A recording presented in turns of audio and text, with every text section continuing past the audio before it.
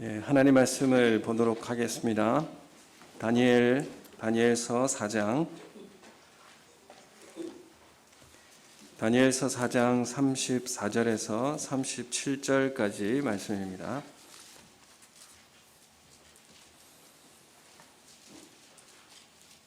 다니엘서 4장 34절에서 37절까지 말씀 우리 한 절씩 교독함으로 읽도록 하겠습니다.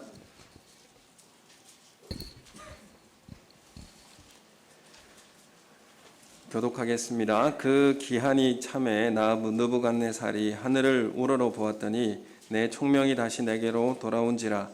이에 내가 지극히 높으신 이에게 감사하며 영생하는 이를 찬양하고 경배하였나니 그 권세는 영원한 권세요 그 나라는 대대에 이르리로다.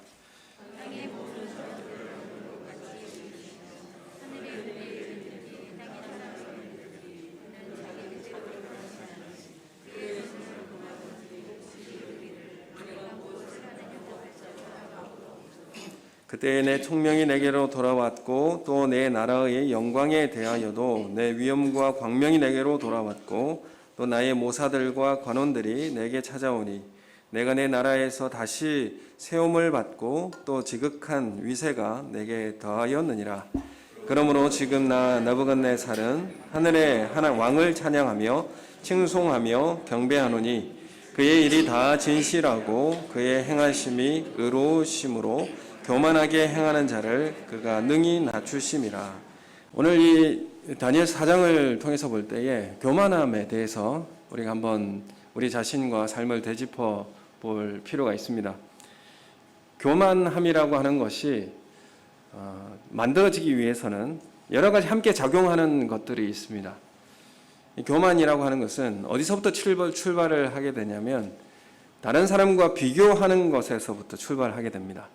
내가 가진 것과 다른 사람이 가진 것에서부터 비교하는 데에서 출발을 하게 되고 또 거기에서 두 번째는 얻어지는 우월감, 또 거기에 대한 우월감을 즐기는 것에서부터 이제 교만한 마음이 싹트게 되는 것이죠. 그래서 이 한국 사회를 이 평등 사회라 이렇게 말합니다. 근데 이 평등 사회에서 이 평자는 몇 평에 사는가 이고 등은 성적이 몇 등인가 뭐 이런 이제 초등학생 학부모 사이에서 나오는 그 우스갯소리가 있습니다. 평등 사회다 하는. 그래서 우리 삶이 어떤 보이지 않는 경쟁과 그리고 그곳에서의 성공 그리고 그 성공에 따른 우월감을 갖추고 따라서 배우도록 그렇게 조장하는 풍조가 우리 가운데 세상 가운데 있다는 것을 우리는 보게 됩니다. 그래서 이런 비교를 통한 우월감은 교만에 이르게 만들게 되어지는 그런 통로가 되게 됩니다. 이 교만이라고 하는 것은 인종 간에도 있고 개인적인 교만함도 있지만은 인종 간의 우월감도 있고 또 민족 간에도 또 국가 간에도 이 교만함은 있습니다. 그래서 백인 우월주의라든지 아니면 국가는 저개발 국가 또 어느 나라 출신인지에 따른 그런 편견 속에서 우월감에 따른 교만함이 우리 가운데 찾아오게 됩니다. 요즘 인터넷 그 유튜브에 보면 국뽕이라는 이런 단어가 나오는데 우리나라를 그렇게 우월감을 가지고 대하는 그런 모습들이 우리 가운데도 있다는 것을 보게 됩니다. 그래서 이 교만이라고 하는 것은 개인의 차원을 넘어서 교회에 또 보면 교단 가운데 아니면 어떤 교회의 사이즈로 오게 되는 그런 우월감 또 이런 것들 가운데서도 오게 되고요. 사회에도 있고 국가 간에도 있다라는 사실을 우리는 보게 됩니다. 그래서 이 교만이라고 하는 것은 정말 악한 본성이라는 것을 우리가 깨닫게 되는데 이 교만의 근원은 어디서 오는가? 우리 한번 생각해 볼 필요가 있습니다. 이 교만이라고 하는 것은 어디서부터 출발했는가 하면 이 세상을 만드시고 유지하시고 창조하시는 창조주 하나님을 무시하고 또 창조 하나님의 질서를 거부하면서 시작된 것이 바로 교만이었습니다. 선악과를 먹은 것도 하나님의 통치와 질서를 거부하는 것이죠. 하나님의 창조주 하나님을 무시하는 것입니다. 그것이 바로 교만인데, 이런 의미에서 교만이라고 하는 것은 죄의 근원이자 죄의 출발이다, 이렇게 말씀드릴 수가 있습니다. 그래서 교만이라고 하는 것이 얼마나 이렇게 위험한 죄의 출발이 되는지 우리는 잘 알게 됩니다.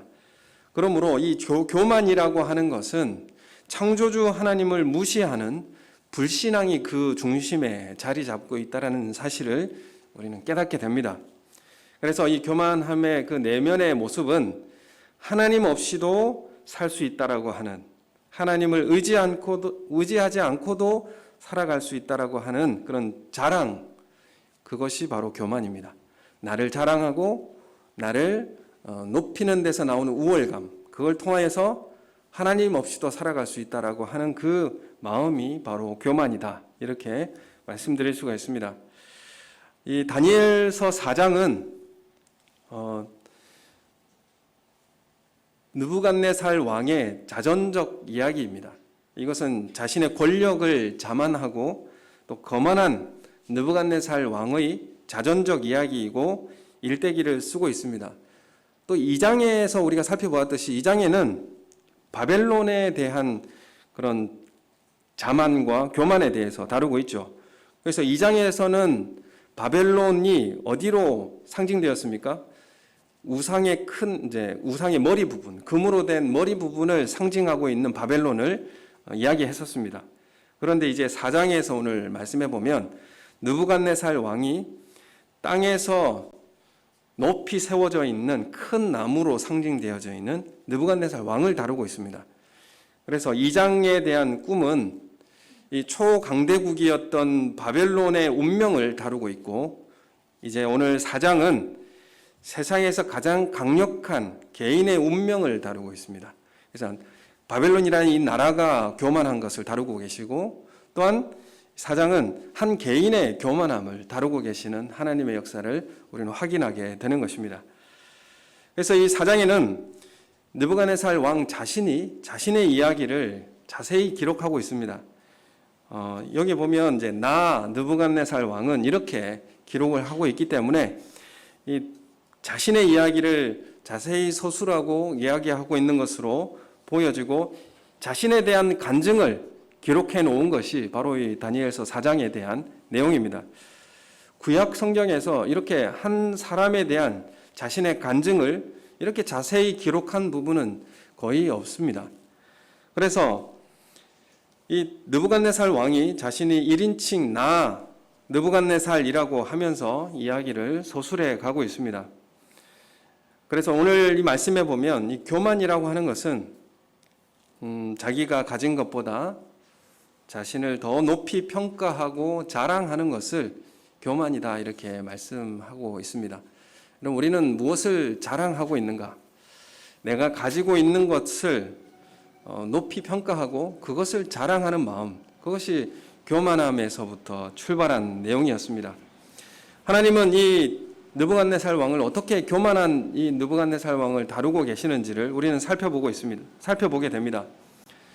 우리가 언제 교만하게 됩니까? 우리는 남보다 좀 잘하는 영역이 있으면 교만해질 수 있습니다. 좋은 대학을 나왔는가?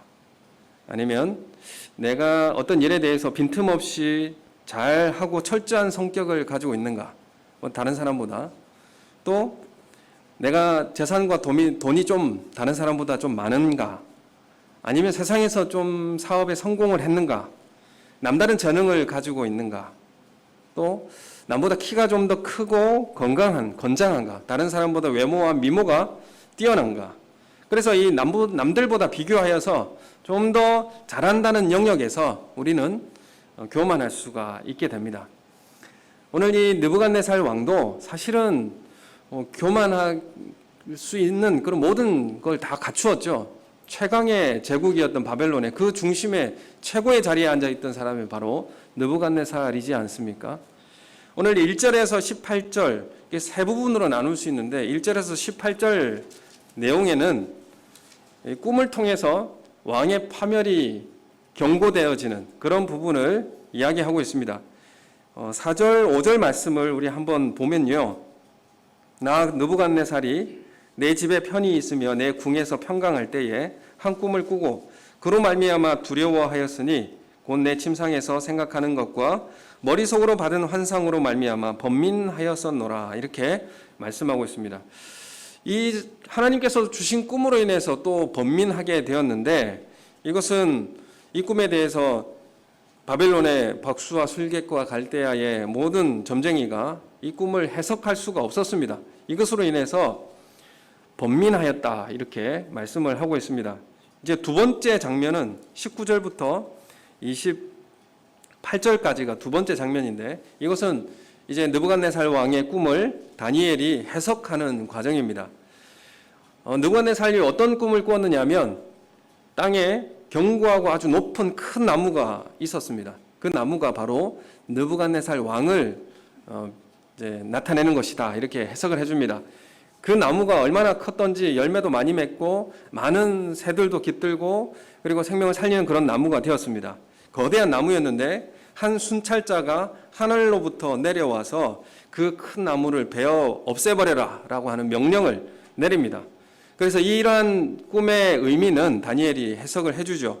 이것은 느부갓네살이 가진 왕적 권위와 그런 명예, 그런 힘들을 다 빼앗기고 사람들로부터 쫓겨날 것을 의미합니다라고 다니엘이 해석을 해주죠. 그래서 그렇게 잘리고 남은 그루터기가 남게 될 것인데, 그 그루터기를 남기는 것은 회개의 기회를 주시겠다라고 하는 그런 의미입니다. 그래서 하나님께서 느부갓네살 왕 자신을 다스리는 것을 깨달은 후에 회복하게 될 것이라는 것을 말씀을 하고 있습니다.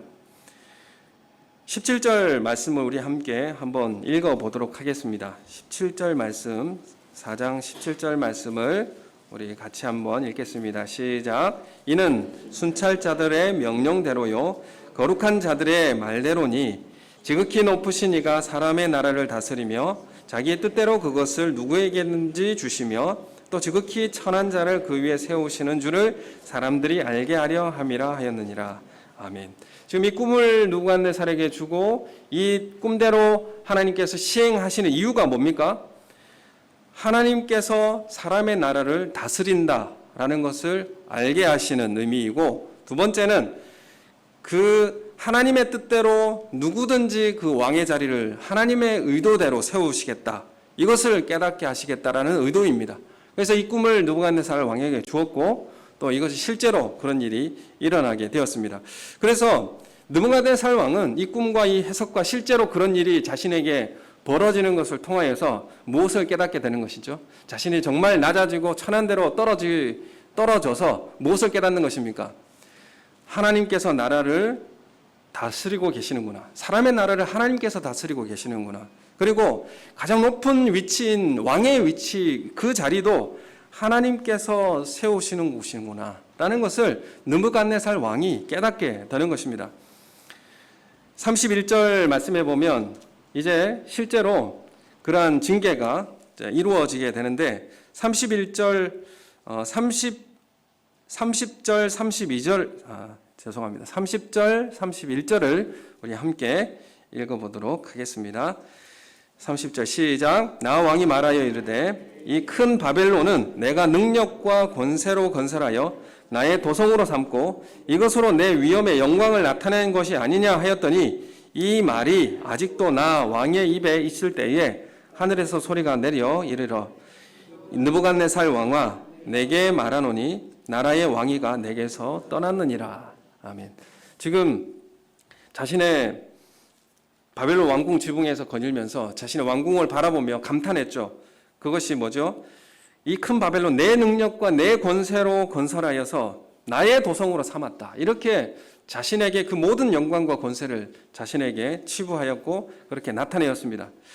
그래서 그 바벨론 성이라고 하는 것은 지금도 대단한 성으로 알려져 있고, 발굴을 하면서 대단한 성으로 알려져 있고, 그 성 주위에 물을 끌어다가 이제 그런 그 성을 침범할 수 없도록 그렇게 만들었기 때문에 난공불락 성이었습니다.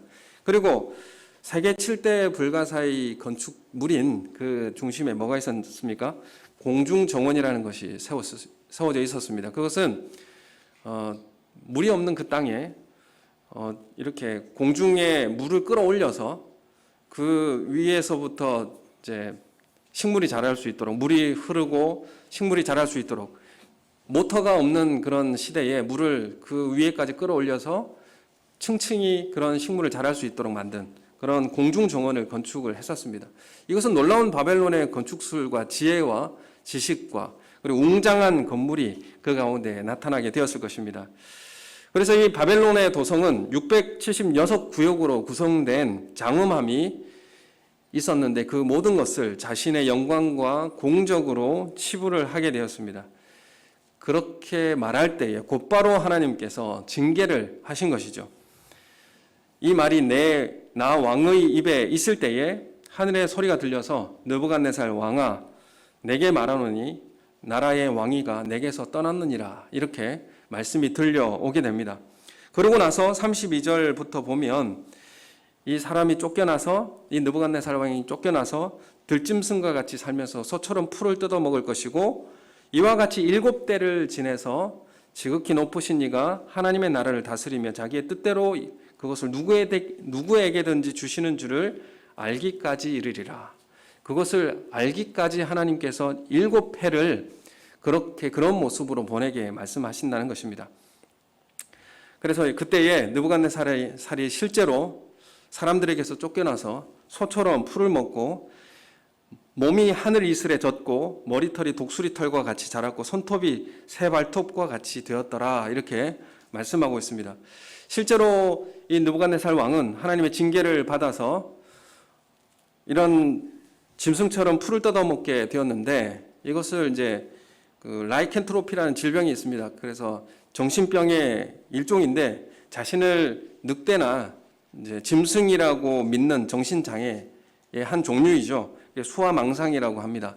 그래서 이런 하나님을 거부하고 스스로 높이는 이 교만한 느부갓네살 왕을 하나님께서 쳐서 짐승처럼 낮추셨다라는 사실을 우리는 확인하게 됩니다.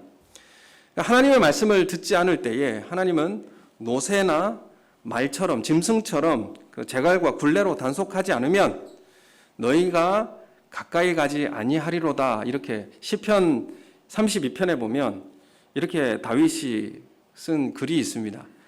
너희는 무지한 말이나 노새같이 되지 말지어다. 그것들은 재갈과 굴레로 단속하지 아니하면 너희에게 가까이 가지 아니하리로다.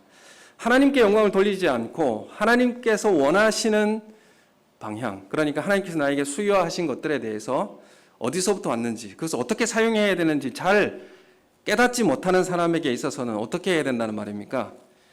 짐승이 되었으니까 재갈을 물려서 끌고 가야 가까이 오지 않겠느냐, 이렇게 말씀하시는 거죠. 느부갓네살이 교만하게 자신의 영광으로 치부하자 하나님께서 짐승처럼 만들어 버린 것입니다. 그래서 이 노새나 짐승은 왕고에서 재갈을 물리고 채찍을 때리지 않으면 말을 듣지 않기 때문에, 그래서 짐승처럼 되지 말고 하나님의 말씀을, 하나님의 살아계심과 다스림을 깨닫고 하나님의 우리에게 수요하신 것들에 대해서 하나님의 목적대로 사용하라는 것을 우리에게 말씀하고 있습니다. 34절 말씀 우리 함께 읽어보겠습니다. 34절 시작. 그 기한이 참에 나 느부갓네살이 하늘을 우러러보았더니 내 총명이 다시 내게로 돌아온지라. 이에 내가 지극히 높으신 이에게 감사하며 영생하시는 이를 찬양하고 경배하였나니 그 권세는 영원한 권세요 그 나라는 대대에 이르리로다. 아멘. 지금 느부갓네살 왕이 기한이 찼다. 그 기한이 어떤 기한이겠습니까? 7년 동안의 짐승처럼 살아갔던, 낮아졌던 그런 기간이 다 지나가고 느부갓네살이 하늘을 우러러 보았습니다. 이 하늘을 우러러 본다는 것은 하나님을 다시 찾고 회개한다는 그런 의미가 담겨 있는 말입니다. 하나님의 도움을 구하고 바란다는 의미가 이제 하늘을 우러러 봤다, 이런 의미의 속에 담겨 있습니다. 그럴 때에 왕이 회개하고 하나님을 인정하는 그런 자세를 통하여서 다시 하나님께서 총명이 돌아오게 하고 다시 왕위를 회복시켜 주셨다라는 것을 말씀하고 있습니다. 그래서 느부갓네살 왕은 제국을 다시 다스리고 세우고 통치하게 되었습니다. 이 느부갓네살 왕에게 누가 권세와 이 왕위를 주셨는가? 그것을 어떻게 깨달았게 되었습니까? 이 짐승처럼 낮아졌을 때에 하나님께서 나에게 이것을 주셨구나, 하나님께서 나에게 이 능력을 주셨구나라는 것을 고백하고 깨닫게 된 것입니다. 우리가 가지고 있는 것이 어디서부터 왔는지에 대해서 인정하는 삶을 살아야 합니다. 내가 가지고 있는 것이 어디서부터 왔는가, 그것을 인정하고 고백하는 삶을 살아야 합니다. 그 근원을 모르는 삶을 살게 되면 교만한 삶을 살 수밖에 없게 됩니다.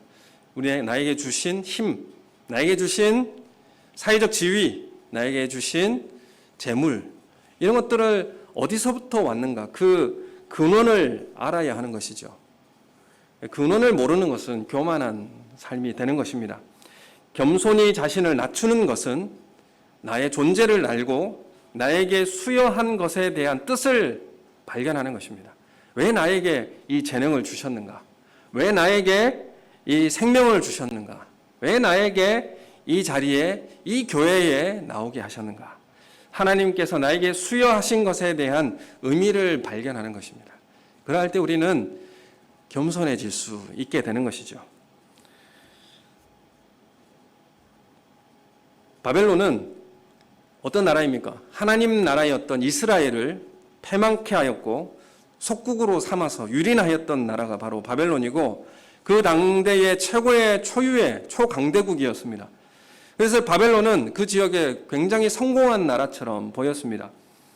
그런데 반면에 이스라엘은 어떻습니까? 패망했고 좌절한 나라, 그리고 나라가 망했죠. 나라가 망했습니다.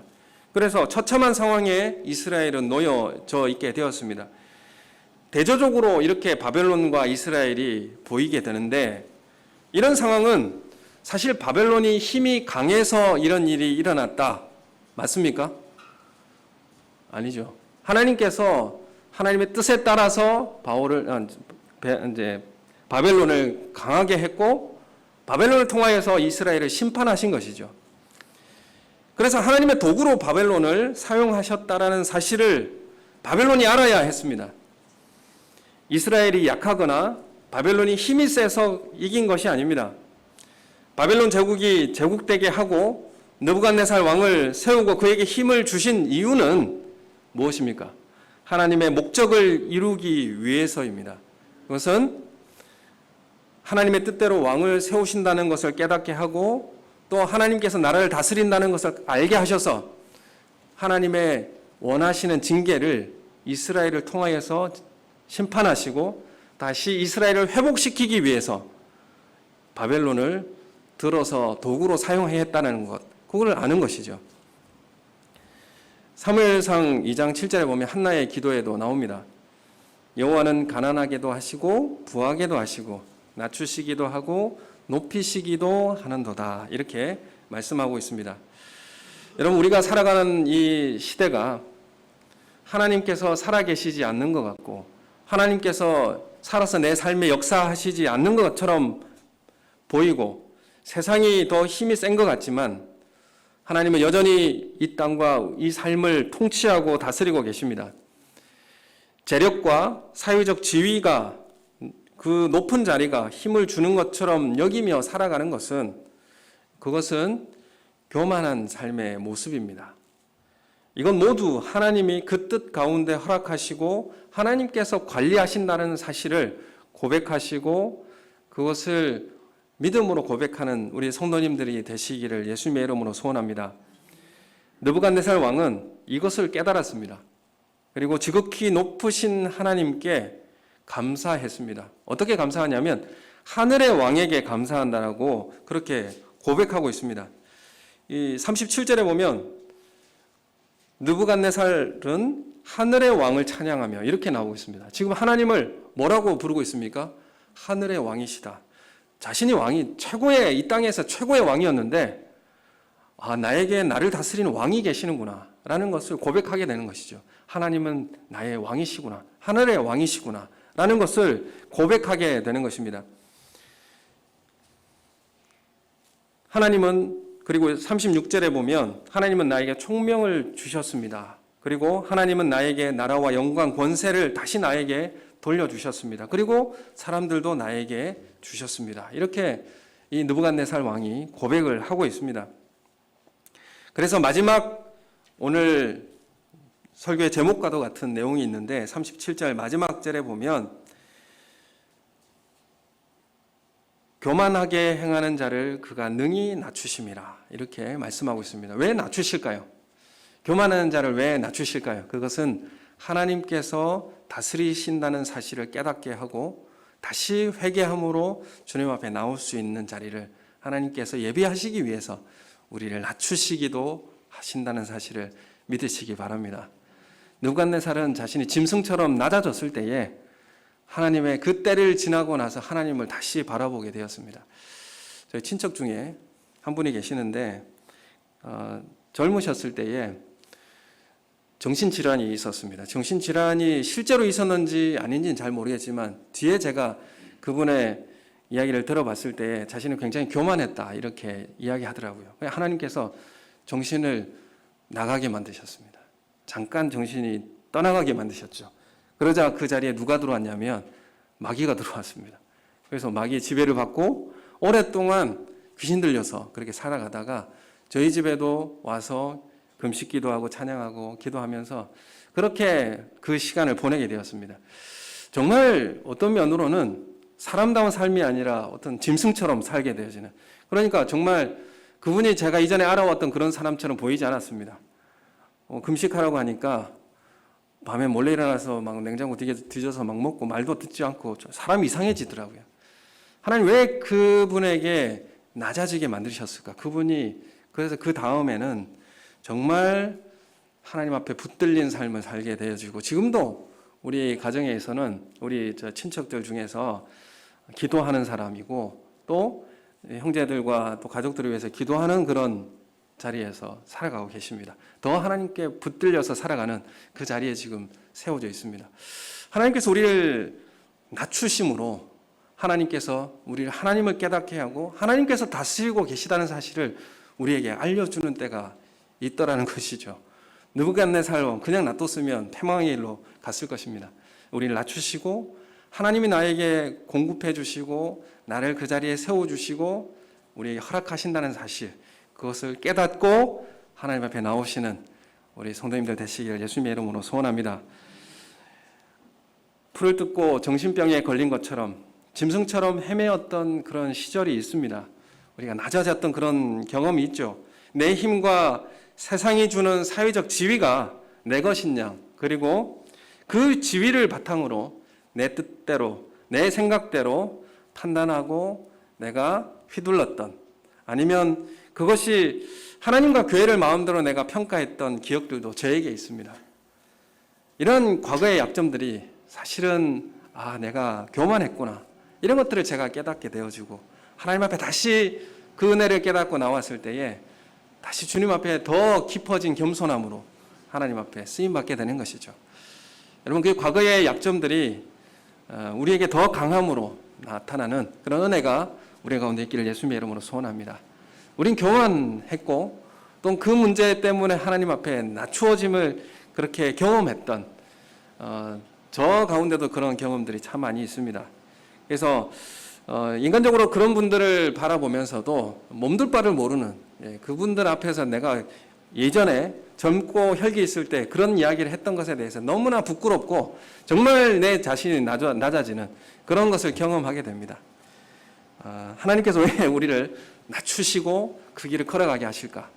하나님께서 우리에게 그 자리를 수여하시고 우리를 주신다는 사실 깨닫고 하나님 앞에 나오는 그런 은혜를 우리에게 주시고자 나를 다스리는 왕이 계시고 나를 통치하시는 분이 계시구나라는 사실을 깨닫게 하기 위해서 그런 낮은 자리를 우리로 가게 하시지 않는가, 저는 고백하게 됩니다. 예레미야 9장 23절에 이런 말씀이 있습니다. 지혜로운 자는 그의 지혜를 자랑하지 말고 용사는 그의 용맹을 자랑하지 말고 부자는 그 부함을 자랑하지 말라, 이렇게 말씀하고 있습니다. 이 지혜와 힘과 재물은 이 세상이 자랑하는 교만함의 전형의 대상입니다. 지혜와 힘과 재물, 이것을 가지고 있으면 무슨 생각이 드느냐 하면 하나님 없이도 살 수 있다라는 생각을 만들어내게 되어 있습니다. 우리가 만약 내 지혜를 자랑하고 내 힘을 자랑하고 내 부를 자랑하면서 살게 되면 결국 이것은 어떤 삶이 되냐면 우상 숭배하는 삶이 되는 것입니다. 이런 삶은 이세벨과 더한 삶을 살게 되는 모습이 되는 것입니다. 하나님 없이 살아가는 사람은 두 가지를 추구한다고 말합니다. 뭐냐면 유대인이라고 하는 사람을 대표하고 헬라인이라고 하는 사람을 대표합니다. 유대인들은 뭘 구합니까? 표적을 구하고, 헬라인은 뭘 구합니까? 지혜를 찾는다. 그러나 우리는 십자가에 못 박힌 그리스도를 전한다. 이렇게 말하죠. 우리는 무엇을 자랑하는 사람인가? 세상은 지혜와 힘과 그리고 재물을 자랑합니다. 우리는 무엇을 자랑해야 되는가? 십자가를 자랑하는 사람이죠. 우리는 예수 그리스도의 십자가의 보혈의 은혜가 우리를 살렸다고, 또 하나님만이 나의 구원주라고 자랑하는 삶을 사는 것입니다. 그래서 교만이라고 하는 것을 딱 비교해 보면 무엇을 자랑하느냐에 따라서 나타나게 되었습니다. 내 힘과 내 지혜와 내 재물을 자랑하는가? 아니면 예수 그리스도의 능력을 자랑하는가? 십자가를 자랑하는가? 그 낮은 데 처하고 주님과 함께 고통의 자리에, 고난의 자리에 처하는 것을 자랑하는가? 그걸 통하여서 우리는 교만한 모습인가 아닌가를 단편적으로 확인할 수가 있게 되는 것입니다. 여러분, 우리는 예레미야 9장 24절에 이어져서 무엇을 자랑하고 살라 이렇게 말씀하고 있습니다. 힘과 지혜와 재물을 자랑하는 것이 아니라 예레미야 9장 24절에 보면 자랑하는 자는 이것으로 자랑할지니 곧 명찰하여 나를 아는 것과, 나를 아는 것은 누구를 아는 것입니까? 하나님을 아는 것과, 나 여호와는 사랑과 정의와 공의를 땅에 행하는 자인 줄을 깨닫는 것이라. 나는 이 일을 기뻐하노라. 여호와의 말씀이니라. 아멘. 여러분, 우리는 무엇을 자랑하고 살아가고 있습니까? 내가 가진 것, 내가 힘 있는 것, 내가 군림하는 것, 내가 어떻게 하면 어떻게 이루어진다는 그것을 자랑하고 사십니까? 그 자랑에서 하나님을 아는 것을 자랑하시고, 하나님이 나의 창조주 되심과 또 그 십자가를 자랑하시는 그런 우리 성도님들 되시기를 예수님의 이름으로 소원합니다. 오직 하나님을 자랑하는 삶을 살아갑시다. 오직 예수 그리스도의 십자가를 자랑하는 삶을 사시길 소원합니다. 창조주 하나님이심을 자랑합시다. 그래서 하나님께서 신실하시고 이 땅에 정의와 공의를 행하시는 주님이시라는 것을 자랑하는 삶을 사시길 예수님의 이름으로 소원합니다. 여러분, 이 느부갓네살 왕이 7년 동안 그 때를 짐승처럼 그 자리를 비웠지 않습니까? 왕의 자리를 비웠어요. 그 공백을 누가 메꿨겠습니까? 그 왕의 자리를 누가 메꿨을까요? 많은 다니엘서에는 그게 내용이 나와 있지 않지만 대부분의 이제 신학자들은 아마 그 자리를 다니엘이 채웠을 것이다. 이렇게 예측하고 있습니다. 그건 뭐 이렇게 나쁜 예측은 아닌 것 같습니다. 이 거대한 제국의 왕은 완전히 짐승처럼 하나님께서 낮추시고 포로로 잡혀간 포로지 않습니까? 그 중에 이스라엘의 다니엘은 하나님의 주권과 통치 앞에서 높아지는 삶을 살게 되는 것이죠. 여러분, 이것이 하나님의 통치입니다. 이것이 하나님의 정의요 공의라는 사실을 우리에게 말씀하고 있습니다. 하나님은 낮은 곳에 임하십니다. 여러분, 우리가 자꾸 높아지려고 한다면 높아진다는 그 말 의미 가운데 교만함이 들어 있습니다. 그래서 자꾸 높아지려고 한다면 하나님의 징계를 피할 수가 없을 것입니다. 여러분, 이 땅에 우리가 세상에 포로된 것처럼, 이 땅에 우리는 이스라엘이 바벨론에 포로된 것처럼 힘없이 그렇게 살아가고 있는 것처럼 보이지만, 힘이 없는 것처럼 보이고 또한 재물이 없는 것처럼 그렇게 이 땅을 살아가고 있지만, 하나님은 반드시 역전의 하나님으로 우리를 회복시키실 것이고 하나님의 놀라운 그 영광의 자리로 우리 이끄실 줄로 믿습니다. 이러한 하나님의 은혜가 우리 가운데 있기를 예수님의 이름으로 축원합니다. 우리 함께 기도하겠습니다. 하나님 아버지, 이 땅을 살아가는 동안에 하나님, 내 지혜와 힘과 내 재물을 자랑하고 그것을 드러내고 힘으로 삼는 것이 아니라 하나님의 통치와 다스림, 그것을 우리의 삶 속에 가져 들어와서 겸손하게 살아가는 삶이 우리 가운데 있게 하여 주시고 낮은 곳에 처하는 삶을 살게 하여 주시옵소서. 우리 다 같이 함께 한 목소리로 기도하겠습니다.